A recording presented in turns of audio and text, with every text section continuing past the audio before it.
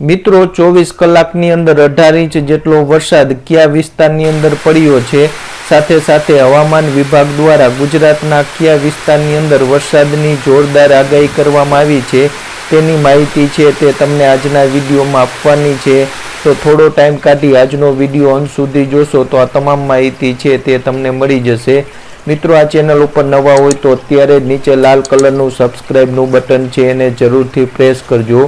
મિત્રો આ વિડીયોમાં આગળ તમને હવામાન વિભાગ દ્વારા મેપ દ્વારા કયા કયા વિસ્તારમાં વરસાદ પડશે તેની માહિતી પણ આપણે આગળ આપીશું।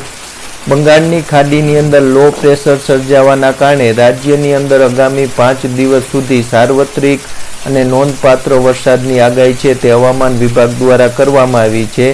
સાથે સાથે બીજી સિસ્ટમ છે તે પણ બની રહી છે। એના પરિણામે આવતા અઠવાડિયાની અંદર પણ વરસાદી માહોલ છે તે રહેશે।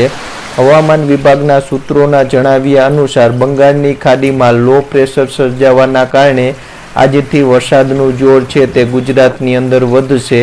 મિત્રો મહારાષ્ટ્રની અંદર હાલના સમયની અંદર ભારે વરસાદ છે તે ચાલુ છે।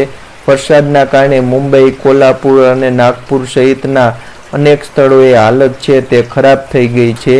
અવિરત વરસાદને લીધે ઘણા જિલ્લાઓની અંદર પૂરની સ્થિતિ છે તે પણ જોવા મળી છે।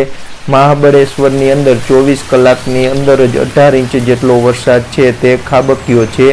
આ વરસાદે 44 વર્ષનો રેકોર્ડ છે તે પણ મહાબળેશ્વરની અંદર તોડ્યો છે। આ સાથે ગુજરાતના લોકો પણ હવે સાર્વત્રિક મેઘમહેર છે તેની રાહ જોઈને હાલના સમયની અંદર બેઠા છે। ગુજરાતના ઘણા બધા જિલ્લાની અંદર હજુ સુધી મેઘમહેર છે તે જોવા મળી નથી। મોટા ભાગના જિલ્લાની અંદર વરસાદી ઝાપટા છે તે જ જોવા મળ્યા છે। એવામાં હવામાન વિભાગ દ્વારા કરવામાં આવેલી આગાહી મુજબ જોઈએ તો આજે તેમજ આજે રાત્રે કયા કયા વિસ્તારની અંદર વરસાદ પડશે તે આપણે જોઈએ। મિત્રો અહીંયા ગુજરાતનો મેપ આપેલો છે તમે જોઈ શકો છો। અહીંયા જે જગ્યાએ લીલો કલર છે ત્યાં વરસાદી ઝાપટા પડશે તેમજ જે જગ્યાએ કેસરી કલર છે તે વિસ્તારની અંદર અતિ ભારે વરસાદની આગાહી છે તે કરવામાં આવી છે। તે વિસ્તાર જોઈએ તો વડોદરા, છોટાઉદેપુર, નર્મદા, તાપી, ડાંગ, નવસારી, વલસાડ અને દમણ આટલા વિસ્તારની અંદર અતિ ભારે વરસાદ છે તે આજે રાત્રે તેમજ 25 તારીખ સવાર સુધી પડી શકે છે। જ્યારે જે જગ્યાએ પીળો કલર છે તે અરવલ્લી, ખેડા અને દાહોદની અંદર ભારે વરસાદ છે તે પડી શકે છે। બાકી બધા ગુજરાતના વિસ્તાર જે જગ્યાએ લીલો કલર છે તે જગ્યાએ વરસાદી ઝાપટા પડી શકે છે અને કોક જગ્યાએ વધુ સારો વરસાદ છે તે જોવા મળશે।